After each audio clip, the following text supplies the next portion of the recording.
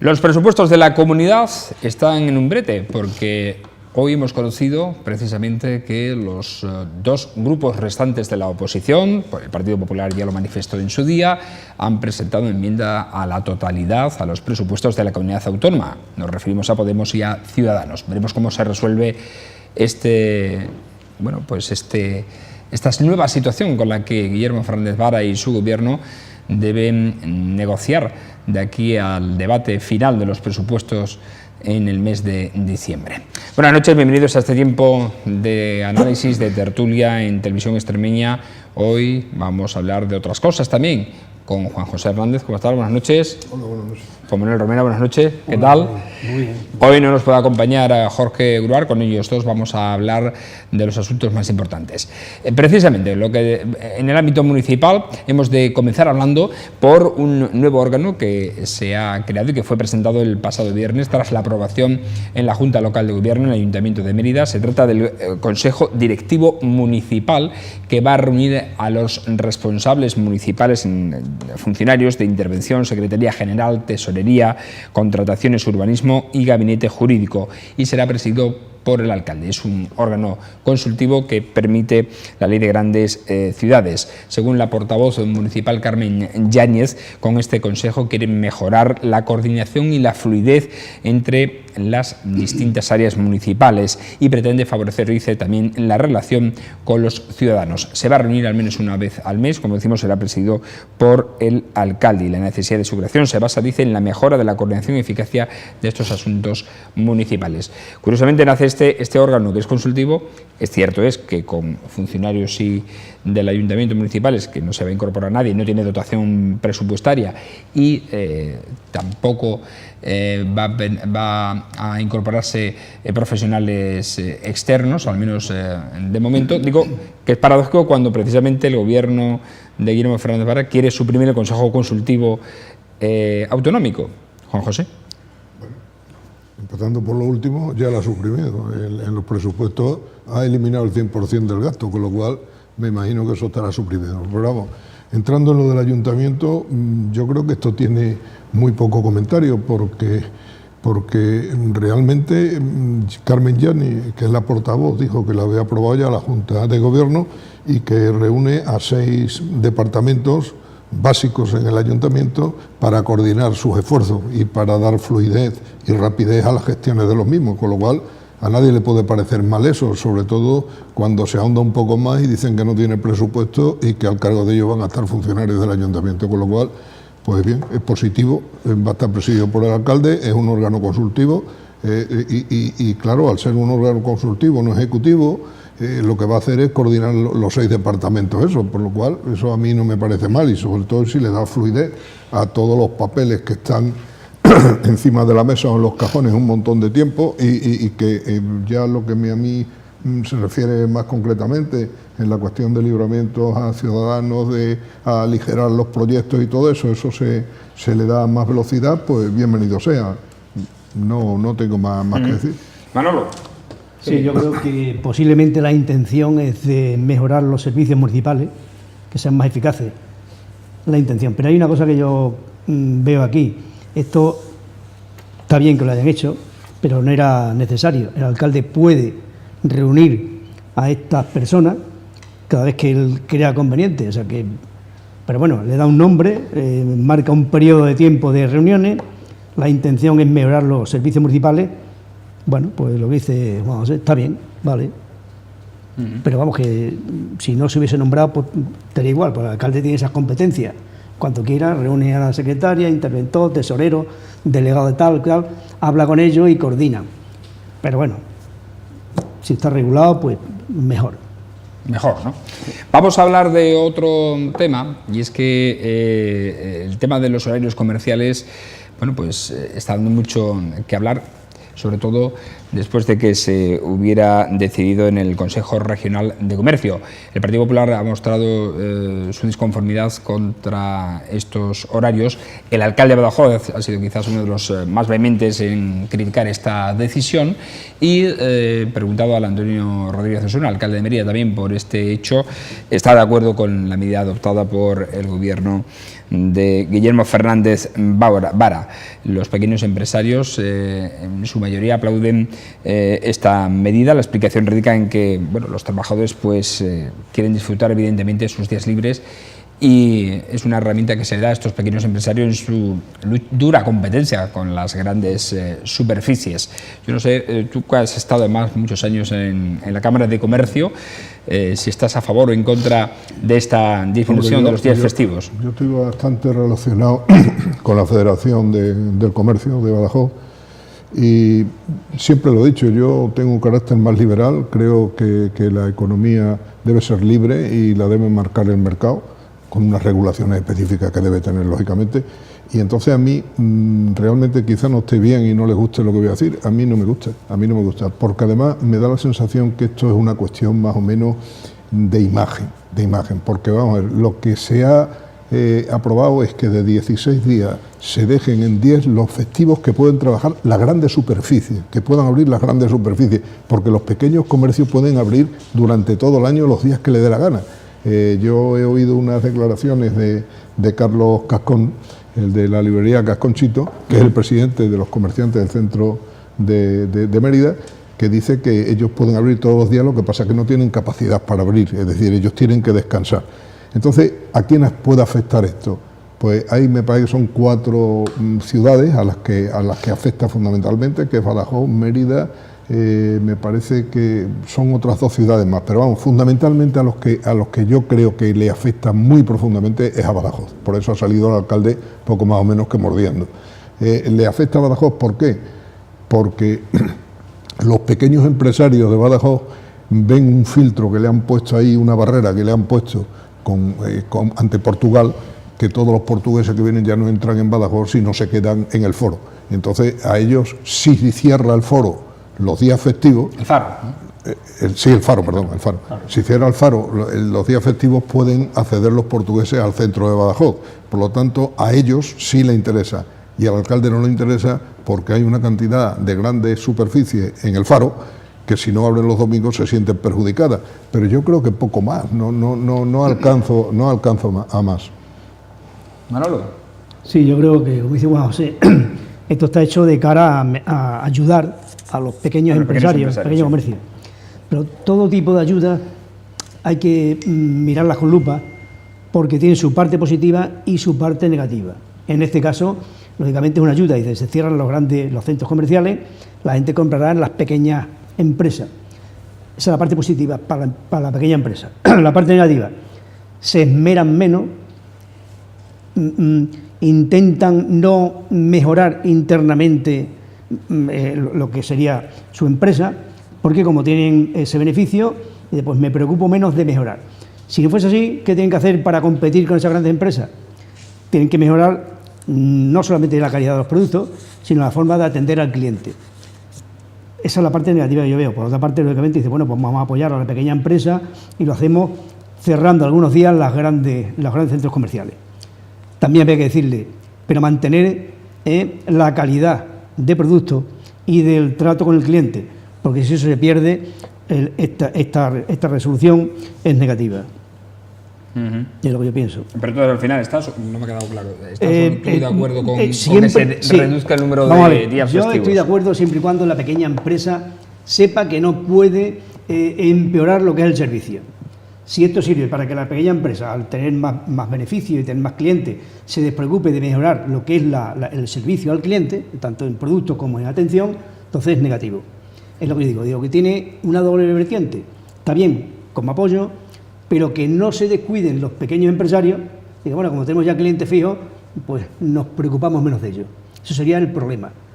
Hombre, yo creo que sinceramente, no sé, pero supongo que el pequeño empresario no se despreocupa porque en una economía tan voraz y comercialmente tan competitiva, es difícil que el pequeño comerciante se pueda quedar tranquilo. Nosotros tenemos una ventaja en esta cuestión, y es que, primero, el cambio enorme que hubo en la distribución comercial, en la política de distribución comercial en España, fue con mucho retraso con respecto a Francia. Es decir, que lo que pasaba en Francia nosotros ya lo sabíamos cuando empezaron a aumentar las grandes superficies en España, y las pequeñas negocios de comercio se tenían que ir adaptando y podían haber visto qué es lo que pasó en Francia. Y ellos se defendían con crear tiendas de proximidad, tiendas que atienden personalmente a los clientes, que saben su nombre, que tienen... Es decir, hay un acercamiento y un tratamiento personalizado entre el comerciante y el cliente que no lo tiene en las grandes superficies. Y después la especialización, pues tiendas de pan que tenían pan de todas las clases, tiendas de... Es decir, hay que buscar en el pequeño comercio, para defenderse de las grandes superficies que no pueden competir en precios, en la especialización. Y eso es un proceso que poco a poco se debe de ir adaptando. Y yo creo que aquí todavía, aunque sí existe un proceso de especialización, va muy lento, y eso es lo que sufren los pequeños comerciantes. Por otro lado, ¿por qué afecta mucho a Badajoz? Porque Badajoz, que no tiene turismo, que no tiene industria, y que lo que tiene es comercio y tiene esa proximidad a Portugal, pues lo que le interesa es que atender esos días festivos a los portugueses para que no dejen vacío a Badajoz.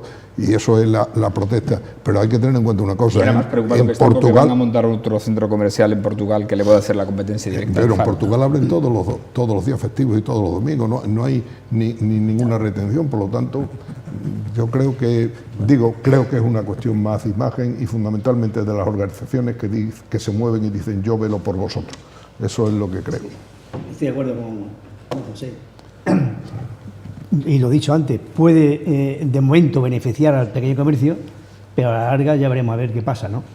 Y es un tema, bueno, que me parece que se lo han pedido los comerciantes al ayuntamiento, y en este caso a la Junta de Extremadura. Es fácil acceder a ello, de bueno, pues venga, vamos a colaborar con la pequeña empresa.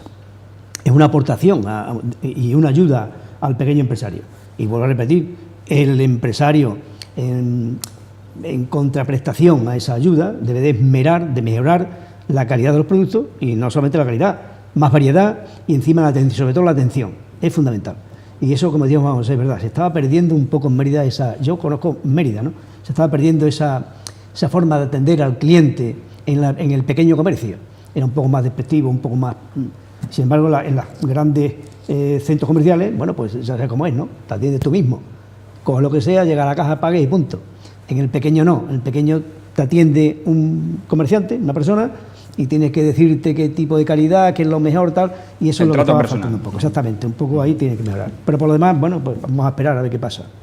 Hablamos de los presupuestos, porque ya hemos conocido en este lunes, era el límite hasta las 10 de la mañana cuando se marcaban las propuestas de enmienda a la totalidad por parte de los grupos parlamentarios. Y así lo han hecho al final efectiva tanto el grupo Podemos en Extremadura como Ciudadanos. Podemos ha argumentado que la bajada del 4,7% que van a experimentar las cuentas el año 2016 y que propone el Ejecutivo extremeño es un recorte que dice que tratan o que han calificado como una continuidad en las políticas austericidas que venían del gobierno anterior, del gobierno de Monago. Ciudadanos, por su parte, también habla de recortes en diversas áreas de actividades fundamentales para mantener, dicen, el crecimiento y desarrollo de la región. Por eso han presentado esta enmienda a la totalidad. Por cierto, que el Partido Popular ya ha avanzado que no va a apoyar las de Podemos y las de Ciudadanos. Mientras el Ejecutivo pues ha dicho que sería un error el prorrogar los presupuestos del año 2015, puesto que provienen de un gobierno conservador, y ha dicho que existe un déficit en estos presupuestos de políticas sociales valorado en 250 millones de euros. Si tuviera que prorrogar los presupuestos, pues esas consideraciones seguirían, aunque ha dicho también que tampoco sería un drama en condiciones normales, porque ya ha ocurrido anteriormente con otros gobiernos cuando se han tenido que prorrogar los presupuestos de un año para otro, aunque sean en este caso de signo diferente, como es la ocasión. ¿Qué te parece, Juan José? A ver, es que hay muchas cosas que comentar aquí, pero empezando por lo que tú has hablado de Podemos, yo creo que esto pasa cuando te echas una novia que no es de mucha confianza. Y claro, Vara ha confiado en una gente que cada día dice una cosa distinta. Y por lo tanto esto yo creo que también se lo esperaba, porque yo he oído declaraciones de Fernández Vara diciendo que, bueno, si hay que prorrogar los presupuestos, pues se prorrogan y ya está, que no es una tragedia. Pero el nudo gordiano estaba en lo que esta mañana, a las 10 de la mañana, que era el plazo, tenían que presentar. Y a mí no me ha extrañado que Podemos diga en principio que no, porque esto se va ahora a debatir a partir del martes y ya veremos con los cambios que tiene este partido si no la apoya. Porque es indudable, si Podemos no apoya los presupuestos no salen, Ciudadanos no lo va a apoyar y el PP tampoco. Entonces, en el análisis de los presupuestos, es que en la política se dicen medias verdades, a veces hasta mentiras, ¿no? Que disminuye el 4,7% los presupuestos, es verdad, pero es que disminuye el 34% las aportaciones de Europa, que de 400 y pico millones pasa a 300 y pico, es decir, que ahí se tiene que notar la disminución porque hay menos ayuda de los fondos estructurales europeos. Por lo tanto, esa es una. Y después a mí otra cosa que me llamó muchísima la atención de Podemos es que ha hecho unas declaraciones el líder, Álvaro Jaén, que dice que cae la ayuda a las empresas, que se recortan los gastos en I+D+I, que la investigación y las infraestructuras disminuyen, es decir, está argumentando políticas de los que ellos llaman de derecha, es decir, yo creo que eso a Álvaro no le debe preocupar mucho, le debe preocupar más las inversiones públicas, el aumento en sanidad, el aumento en educación, el aumento en dependencia. Y en la única, ya con esto acabo para dar paso y después ya seguiremos hablando, otra argumentación que hacen y que quizás ha sido lo que le ha llevado a ellos a decir que no apoyan esto, que van a presentar una enmienda a la totalidad, es que en sanidad todo lo que aumenta, el 50% es para pagar los gastos de farmacia que se deben. Lo cual no sé si es que le parece mal que se paguen los gastos de farmacia o que haya muy poca inversión más en sanidad. Pero son argumentaciones que más que nada yo creo que son para tensar la cuerda y después a lo mejor al final en las negociaciones sacar alguna ventajilla para decir que sí. Eso es lo que pienso. Sí, yo pienso también lo mismo. Yo creo que al final, hombre, puede ser que el primer año intenten no aprobarlo como presión para el siguiente año sacar más temas, más partidas de las propuestas suyas, lo de Podemos, ¿no? Pero yo pienso que quizás no, quizás al final se aprueben.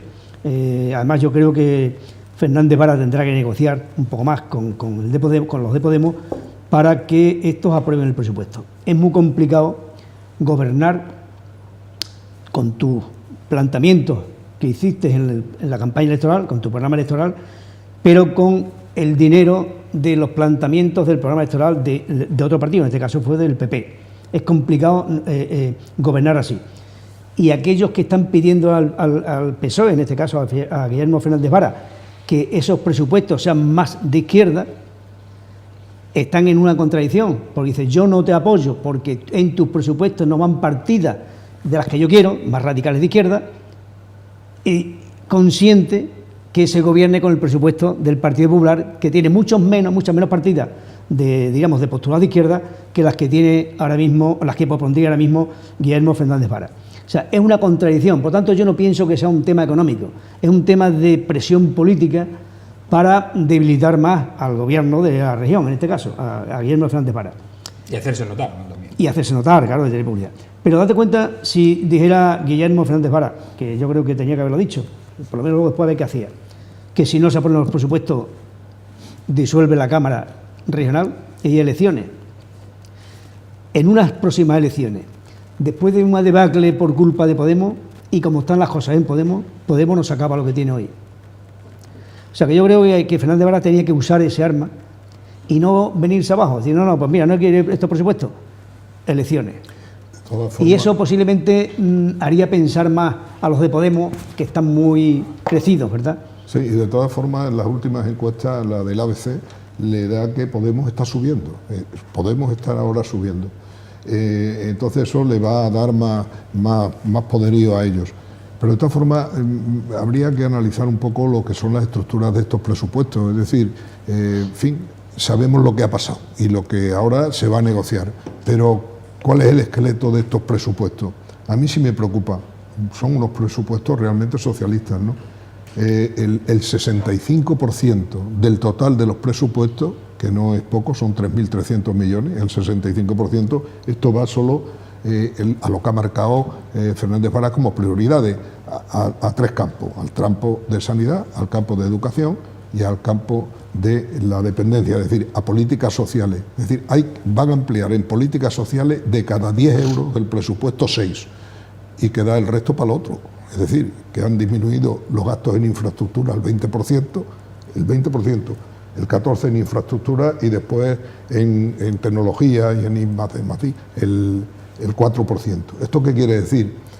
Hombre, que estamos en un año electoral también, que estamos con las elecciones dentro de un mes y que hay que colaborar con la política de toda España, y que para mí esto es un presupuesto de decirle a la gente: mira, os vamos a dar pescado, pero nos vamos a enseñar a pescar, y yo creo que no es siempre lo que hay que dar, es decir, hay que generar riqueza para poder repartirla, y si disminuye el gasto de infraestructura, ¿qué quiere decir? Que hay menos trabajo, que con el paro que tenemos aquí no va a ser posible reducirlo por mucho dinero que des tú a la dependencia, a la sanidad o a la educación. Es decir, ahora van a meter 500 maestros más. Yo no sé cómo andará la educación de más para tener que aumentar con 500 más la nómina de la administración. Y por lo tanto, la disminución en inversiones productivas, que son las que generan empleo, se han disminuido. Entonces, la verdad es que de alguna forma los tres partidos políticos que están en la oposición, tanto el PP como Podemos como Ciudadanos, pues bueno, van a luchar por conseguir alguna partida más, unos en un sentido y otros quizás más equivocados en otro. Ya veremos cómo resulta el debate este, ya veremos. Bueno, también es cierto que si se prorrogan los presupuestos también hay herramientas para poder modificarlo conforme a la marcha, ¿no? Las famosas transferencias de crédito de unas partidas a otras, etcétera, ¿no? Modificaciones, pero bueno. Se pueden hacer modificaciones puntuales. Pero yo no entiendo, da un tema ya de cantidades, pienso yo que no. Tú has dicho que estos presupuestos, este borrador de presupuesto, porque no es presupuesto todavía, lleva un incremento importante en las partidas sociales, dejando un poco al margen las partidas de inversión. Quiere decir que le debe de gustar mucho más a Podemos este tipo de presupuesto, este borrador, que no el presupuesto actual. Por eso digo que entonces no son cuestión de partidas. Si fuese así, Podemos decir: bueno, yo apoyo este presupuesto, este borrador de presupuesto, porque resulta que tiene un aumento importante en partidas sociales. Y sin embargo dice que no. Y en ese caso quedaría prorrogado el presupuesto anterior, que lógicamente disminuye mucho las partidas sociales. Entonces Podemos no está jugando a que mejore las partidas sociales, está jugando a otra cosa. Está jugando a desgastar al PSOE, en este caso, porque vienen unas elecciones que vienen ahora, que le interesaría a Podemos sacar un resultado mucho más importante en la provincia, en este caso en la Extremadura, y casi intentar igualar al PSOE, que es lo que van buscando. Por eso del PSOE. Claro, por eso he dicho yo antes que había que un poco amenazarles, de, bueno, no os gusta este presupuesto que socialmente es mejor que el otro, ¿qué es lo que queréis? ¿Política? Pues vamos a unas elecciones. Y entonces la cosa cambiaría. Pero si no es así, Podemos va a estar intentando, y más como dices tú, que la encuesta dice que ahora está empezando a subir, yo lo dudo, pero en fin, va a seguir jugando a desgastar al presidente, en este caso al gobierno que tenemos actualmente en la región. Prorrogar los presupuestos se puede hacer, y habrá que hacerlo si es que no quieren apoyarlo. Se puede hacer luego modificaciones, pero políticamente es un palo que no es interesante para un gobierno. O sea, políticamente no le viene bien. Por ahí está atacando. Y yo creo que por ahí está el tema, no por las partidas. Sí, el PP diciendo que es un fracaso enorme de Fernández Vara que todos los partidos estén en contra suyo. Desgaste político. Pero la verdad, a mí hay una cosa que me desagrada profundamente en la política, y es el que no se pueda ver nada de luz en el contrario. Eso a mí me desagrada. El otro día estuve viendo un programa en televisión donde comparaban el comportamiento de los franceses con los españoles en los dos actos de terrorismo tan gordo que ha habido en estos países. Es decir, el acto que ha habido hace poco en París los franceses han colaborado, Sarkozy incluso, que es la oposición al socialismo allí, ha dicho, oye, que son 6 meses lo que necesitas tú para el estado de excepción, yo te lo apoyo. Aquí hubiera pasado al contrario, hubiera dicho que no hay derecho, que la seguridad no puede privar sobre la libertad y todo el rollo ese. Y después ponían lo de España con lo del 11M y ya eso es que se veía la noche y el día del comportamiento. Y eso a pequeña escala se ve aquí en estos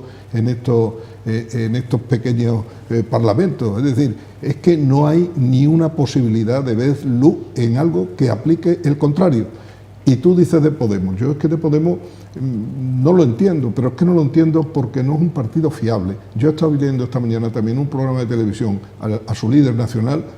Y caray, si es que parece que está en Fuerza Nueva ahora, hablando de la forma que habla, pero ¿qué cambio has dado si es que se te veía hace un año y en La Sexta, por ejemplo, y eras otro hombre distinto? Entonces, ¿en cuál confías tú? ¿En el otro o en este? Este tiene puesto una piel de borrego y al final se va a quitar. Es que no puedes confiar y por lo tanto ese es el problema. Y por otro lado también pienso que el PSOE está jugando un poco a que no le robe muchos votos por la izquierda y se está escorando un poco en lo que yo estoy con plena seguridad que no es la política real ahora de la socialdemocracia. Y eso yo creo que le puede perder. Yo creo que en España teníamos que empezar a sentar las bases de decir lo que cada uno piensa, pierda o gane votos. Yo pienso esto y yo lo digo. Y entonces ganaríamos mucho. Yo creo que se ganaría mucho. Porque yo creo que entre el PSOE actual y el PP actual no hay la enorme diferencia para poner un muro, decir, con estos tíos no voy ni a coger billetes de 20 euros. No. Hay algunas cosas que son, porque después bajo cuerda sí se actúa y sí se pacta. Pero claro, el decir yo busco el voto enconando las posiciones, yo creo que no es positivo. Yo creo que hay que quitarse la careta. Tú has dicho una cosa que es verdad, es que ahora mismo el PSOE tiene el partido más perjudicado con el sistema político que tenemos ahora mismo, los 4 partidos. El PP, bueno, está ahí, no tiene problema, le puede quitar algo de votos Ciudadanos, pero es que al PSOE le quita votos Ciudadanos por un lado y Podemos por otro, y más Podemos que Ciudadanos. Entonces el PSOE tiene que navegar y guardar la ropa, es muy complicado la situación del PSOE en estos momentos. Y cara a unos presupuestos, en este caso regionales, como estamos hablando, y unas expectativas electorales ya mismo, no valen las partidas. Por eso decía que yo no creo en las partidas presupuestarias, digo para la negociación entre los partidos políticos. Están al desgaste político a ver quién arranca más votos al otro. En ese caso Podemos va a luchar, claro, además Podemos, esta gente tiene un hilo de comunicación muy fluido con la dirección principal de Madrid, con tanta democracia que dice que tienen, y dan órdenes. Y esas órdenes están por encima de toda la lógica. Ahí no hay que aprobar los presupuestos, y no se aprueban. Por mucho que meta en partidas sociales el presidente del gobierno extremeño. Entonces estamos ahora mismo en un sitio... De todas formas, el debate final de los presupuestos se va a celebrar después de las elecciones, a ver qué pasa. Bueno, pero el debate ya lo están celebrando, sí. O sea, ya está empezando. No solamente en Extremadura, me imagino que se va en todos los sitios donde haya algo que aprobar importante, va a haber un debate profundo, porque estas elecciones son muy importantes. Estas elecciones son muy importantes. Yo creo que una de las más importantes que hemos tenido desde casi las primeras democracias para acá. Porque si resulta que el PP y el PSOE sacan un buen resultado y Ciudadanos también, España se va a quitar de encima un peso importante. Ya no vamos a tener que pactar con, lo dije la otra vez aquí, con los vascos ni con los catalanes. Ya tenemos con quién pactar, con Ciudadanos. Y Ciudadanos no va a defender, no va a hacer que saquen de España privilegios los catalanes y los vascos. Por eso digo que ahora mismo está, y claro, eso le gustaría a Podemos ser esa fuerza capaz de decidir quién gobierna. Y estamos en una situación totalmente política que está ajena a los números. Yo por eso cuando antes hablábamos digo, bueno, las partidas aquí presupuestarias da lo mismo, date cuenta que Podemos le interesaría más, mucho más, el presupuesto, el borrador presupuestario que tiene ahora mismo el PSOE, que como tú has dicho, ha aumentado enormemente en partidas sociales, en temas sociales, sin embargo es capaz de decirle que no y quedarse con el presupuesto del PP, que es mucho peor socialmente, con tal de desgastar políticamente al PSOE. O sea que entramos en una situación un poco rara, difícil de comprender para el que no está muy metido en política. Bueno, ¿y cómo esto no lo hacen? Pero como ellos lo que buscan es rentabilidad, este es el camino que vamos a tener. Por eso digo que Vara lo que tiene que hacer, bueno, es serenarse tranquilizarse, si los presupuestos se pueden aprobar después de las elecciones, lo aprobará, no habrá problema, pero si es que aprueba antes, le va a ser difícil. Bueno, en cualquier caso, nos vamos a quedar, ya que estáis hablando de elecciones, también vamos a abrir la espita de las elecciones, vamos a hablar de los comicios del 20 de diciembre, porque haciendo balance de lo que estáis diciendo en torno a las fuerzas políticas, cómo se distribuye y tal, hoy se publica en el diario El Mundo un artículo en el que lo titula que los mayores votan a viejos partidos, mientras que los jóvenes votan a las dos nuevas formas o fuerzas, mejor dicho, emergentes. Y a través de un gráfico trata de ilustrar opción de voto, porcentaje de voto, más simpatía que logra cada partido en diferentes grupos de edad. Así, por ejemplo, se da la circunstancia que entre los 18 y 24 años Podemos ocupa la primera plaza de porcentaje de voto, la segunda sería el Partido Socialista, tercera Partido Popular y cuarto Ciudadanos. De 25 a 34 el margen o la distancia entre Podemos y PSOE es mucho mayor, a favor de Podemos. De 35 a 44 ganan los socialistas frente a Podemos, el Partido Popular sería la tercera fuerza política y la cuarta Ciudadanos. De 45 a 54 va bajando la fuerza que tiene o el apoyo que tiene Podemos, va subiendo la de Ciudadanos y va subiendo la del Partido Popular, de tal manera que entre 55 y 64 ya los dos partidos clásicos de la democracia, PP y PSOE, obtienen un respaldo mucho más amplio que las dos fuerzas emergentes. Tanto como, por ejemplo, en este núcleo de edad de 55 a 64, el PSOE obtendría en torno al 23% y el Partido Popular el 22%. Podemos ya se quedaría por debajo del 15%, en el 12%, y Ciudadanos estaría en torno al 9%. Y de más de 65, ya ahí es donde se nota mucho más la diferencia, ahí ganaría el Partido Popular, sería la primera fuerza con el 30% de apoyos, el Partido Socialista tendría el 27%, 28%, y ya Ciudadanos y Podemos bajan por debajo del 5%. Fijaros cómo cambia por edad y por simpatía la intención de voto. Yo no he leído El Mundo, pero en un análisis muy simplista, se podría decir, hombre, con la edad y la experiencia se va reconociendo lo que puede ser mejor para el gobierno de España. Eso es un análisis muy simplista. Pero yo otro también que es simpático, yo tenía un sacerdote amigo que me decía, mira Juan José, esto de los nuevos, que tienen que traer los nuevos, que los viejos no valen, dice, se tenían que dar cuenta de una cosa, aunque no sean creyentes, aunque sean agnósticos. Y si es uno no creyente agnóstico, que considere la Iglesia como una multinacional, que lleva 2000 años, a ver qué empresa multinacional lleva 2000 años funcionando en el mundo, la Iglesia. ¿Y quiénes son los líderes? Todo gente mayor, gente con experiencia, gente con serenidad, gente que no venda humo.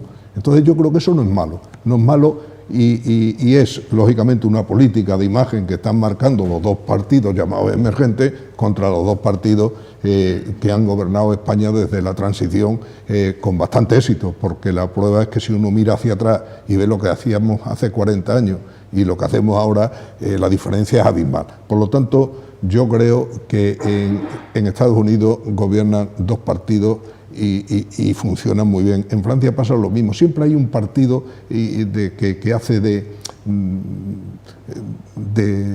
un día con uno, otros con otro, que son normalmente los partidos liberales. No han tenido la desgracia de tener partidos como tanto machaca aquí Manolo, de los catalanes o de los vascos, que se sentían que eran la bisagra y entonces podían aprovecharse de las circunstancias. En Europa no pasa eso, es el Partido Liberal y unas veces pacta con la derecha, otras veces pacta con la izquierda y no pasa nada. Por lo tanto, yo pienso que la dualidad no es mala, siempre que haya una bisagra que pueda pactar con uno y con otro, pero que no busque ganar su situación política a base de desprestigiar a los otros, sino colaborando. Y por otra parte, que la juventud no es un marchamo de garantía en la política, más en cuando no han gobernado nunca y no se sabe por dónde podían meter la pata, que esa es otra. Hay una explicación de un sociólogo, que es Narciso Michavila, en el que argumenta que parte puede ser o motivarse en los menores de 45 años por los efectos de la crisis, que han sido más duros con estos grupos de edad, porque dice que el 80% de la reducción de la masa salarial, se han visto sobre todo, han tenido como objetivo los menores de 45 años. Quizás por ahí ese desencanto con los dos partidos clásicos de la política española. Manolo. Bueno, yo ahora, es verdad que ahora en este periodo que estamos en pre-campaña electoral, las encuestas, porque yo también he escuchado otras, me parece que salieron ayer o antes de ayer, del ABC, del País, tal, no tiene nada que ver con eso que esa encuesta que das tú. Esto es un gráfico. Sí. No es encuesta, es el CIS más simpatía de voto. O sea, pues mezclan dos conceptos y esto no quiere decir que sea intención de voto directa, ni mucho menos. Claro, pues digo, es que hay partidos que no se puede saber la empatía y tal porque nunca se han presentado elecciones, son la primera vez. Pero la encuesta tiene una tendencia política. ¿Qué le interesa a esa encuesta que salga en la opinión pública? Las encuestas marcan tendencias, y dan votos. Cuando dicen Podemos sube, la gente pues, parece que vota al que sube. Podemos baja, la gente dice, pues no, vota Podemos. Ciudadanos sube, o sea, y eso, la encuesta, hay una cosa muy clara, quien la encarga es el que gana. Yo te encargo una encuesta a ti y tienes que saber lo que yo quiero, si no, no te encargo. Por tanto, ahora vamos a tener una serie de encuestas que nos van a desviar de lo que va a ser la realidad. Yo las que he escuchado hoy del País, parece ser que era primero PP y PSOE muy próximo, el siguiente era Ciudadanos, el tercero ya bajo Podemos y tal. Luego había otra encuesta, me parece que era del ABC, en el cual decía primero PP, segundo Ciudadanos y muy cerca de él PSOE y muy atrás Podemos. Date cuenta, y esa dice primero casi que Podemos, segundo PP, o sea que, bueno, porque pues en todos los datos es un análisis digamos científico que une intención de voto con simpatía. Pero no se debe expresar intención de voto. Las encuestas serias, Manolo, siempre marcan una tendencia.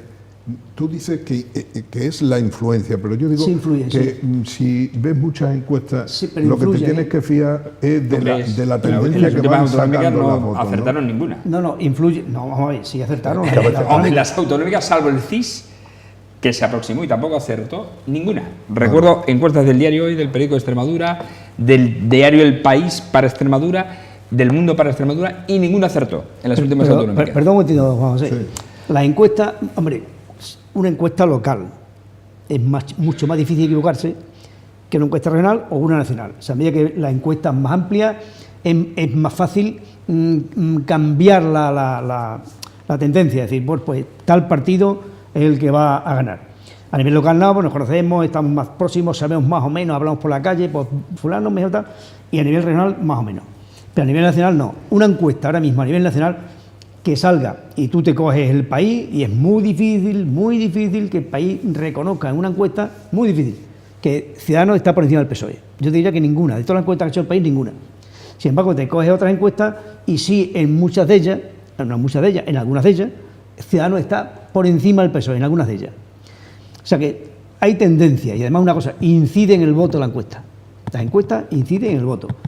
Podemos ha pegado el tirón que pegó porque estaban todas las encuestas diciendo que iba para arriba, todas las encuestas de una tendencia y algunas emisoras de televisión. O sea, entonces, ¿por qué los partidos están tan interesados en dar las encuestas suyas, que son suyas, que las han pagado los partidos? Porque siempre le dan algo mejor resultado que las de otro sitio. Y eso hace que la opinión pública, al verlo, pues se sienta animada y lo vote. Y lo sé porque por experiencia, no ya por oídas, ¿no? Por experiencia. Hay que hacer encuestas y cada partido, verás que cuando ya falte poco para que cierren el plan de encuestas, como otros partidos hagan sus encuestas y todos los partidos mejoran enormemente con respecto a las encuestas que salgan en los distintos medios de comunicación, que también tienen intención, también. Pues digo que cuidado con las encuestas. Indudablemente. Pero en fin, claro, encuestas que hay, tú lo has dicho, cada medio que la haga la distinta. A mí, yo sinceramente, tú que has sido hombre de partido, yo siempre he tenido esa opinión, que las mejores encuestas son las que hacen los propios partidos, en las que no se llaman a engaño. Sí. Y esas son las que nunca se publican. Y esas no las conocemos. Las internas del partido. Esas. Porque esas se hacen y esas las vemos y no se publican. Y no se publica. Y no se publica. No, eso no puede. Esas únicamente son internas para hombre, yo hablo a nivel local y a nivel regional. A nivel nacional no he estado en eso, pero a nivel regional y local sí he tenido esa información. Entonces ha dicho tú, y eso te vale para dónde hay que trabajar más y por dónde para conseguir los votos, recuperar los votos que en esa encuesta interna te dice. Pero paralela a esa interna se ha hecho una externa, que es la que se da. Como hace poco sacaba de aquí la del PP, que sacaban pues 12 concejales o por ahí, o cerca de 13. Esa la he visto yo. Vamos, me lo han dicho a mí, mira, una encuesta externa, y luego ha sacado 8. La interna no la daban. Y por eso digo que las encuestas tienen eso. Las encuestas mientan. Yo lo que creo que sí se pueden marcar los campos de actuación, con lo cual las tendencias se marcan. No es lo mismo, por ejemplo, hacer una encuesta en el barrio Salamanca que en Vallecas.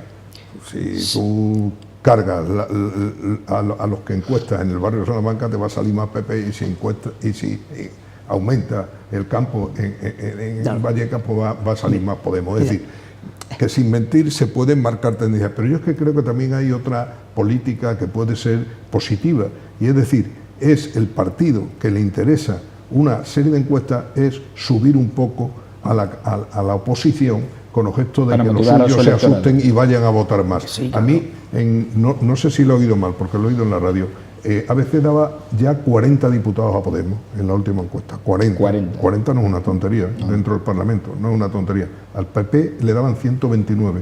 No llegué a oír lo del PSOE, pero estaba muy cerquita, y Ciudadanos estaba poco más o menos. Estaba PSOE por encima de Ciudadanos. Pero bueno, puede ser también. El ABC para mí es un periódico serio y no se va a poner en manos de un partido, pero cuando la encarga el PP o la encarga, a lo mejor le interesa subir al contrario para estimular el voto de los suyos, no de los que de toda esa abstención grande de gente que no va a votar porque está enfadado con una política o con otra de su partido, y dice, hombre, pues a ver, poleando, oye, que vienen los otros, a ver si nos echamos un voto. Yo creo que es complicado el mundo de las encuestas, es complicado. Totalmente, complicado. Pero por eso digo que esas internas en la que, bueno, lo está diciendo, ¿no? Los propios partidos hacen trampa al solitario, ¿no? Pero en esas internas no se hacen trampa porque quieren una fotografía real. Se lo ha dicho Manuel muy bien, en cuáles son los sitios donde hay que actuar más para recuperar el voto, ¿no? Eso está claro. Ha pasado, mira, la encuesta, voy a hablar de Mérida, ¿no? Por no meterme en problemas más complicados.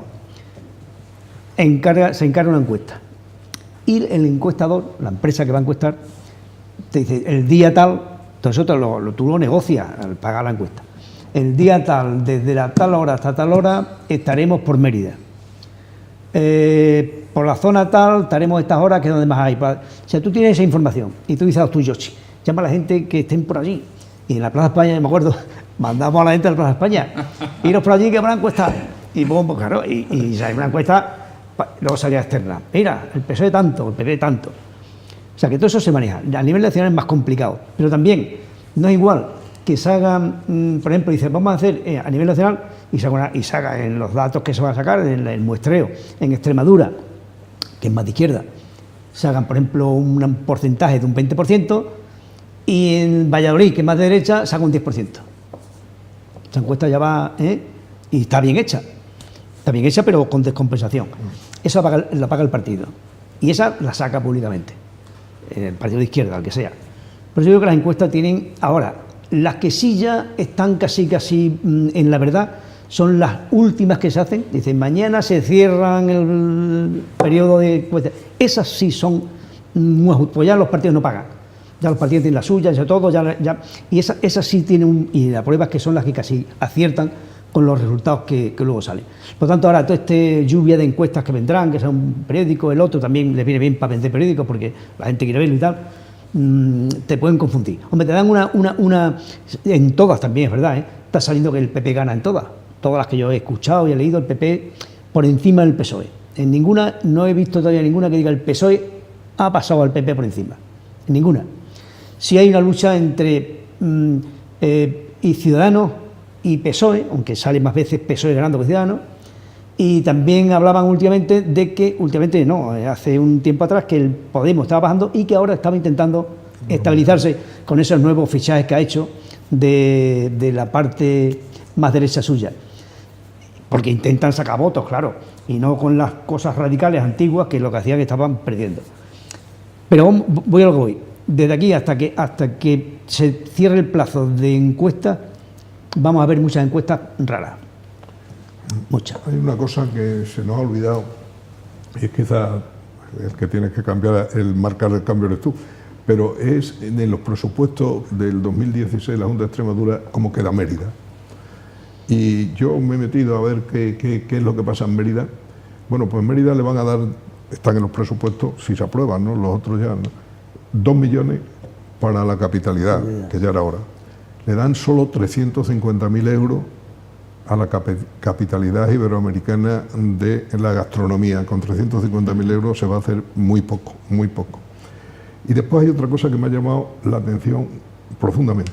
El Museo Visigodo se le han detraído, bueno, ni el Estado ni la autonomía prevén un gasto ahí, pero en el Museo Nacional de Arte Romano, que había previsto acabar la obra del nuevo museo en el 2018 con una inversión de 15.000 millones, pues resulta que de 15.000 millones, resulta que le dan una partida de 15 dentro... millones será, ¿no?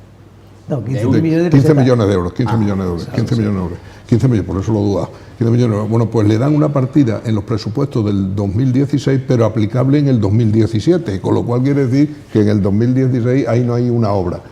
Y estas son las partidas que yo antes hablaba de que se están retrayendo la inversión y, hombre, aquí si empieza tanto el Museo de Arte Visigodo como el Museo Nacional de Arte Romano con unas inversiones importantes, porque son 15 millones, eso es mucho dinero, pues generaría más mano de obra y quitaría más el paro.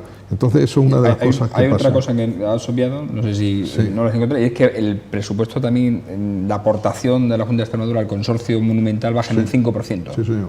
Para el al año Festival 2016. de Teatro Romano le quitan 500.000 euros. Sí. Los de los premios Ceres. 500.000 euros. Efectivamente. Bueno, señores, no tenemos tiempo para más. Agradecer, como siempre, la presencia a Juan José Hernández y a Juan Manuel Romera. Gracias por estar aquí. Os esperamos la próxima semana y a ustedes agradecerles, como siempre, su atención. Regresaremos mañana a una nueva edición de En la Picota, aquí en Televisión Extremeña. Buenas noches, que disfruten lo que queda de jornada.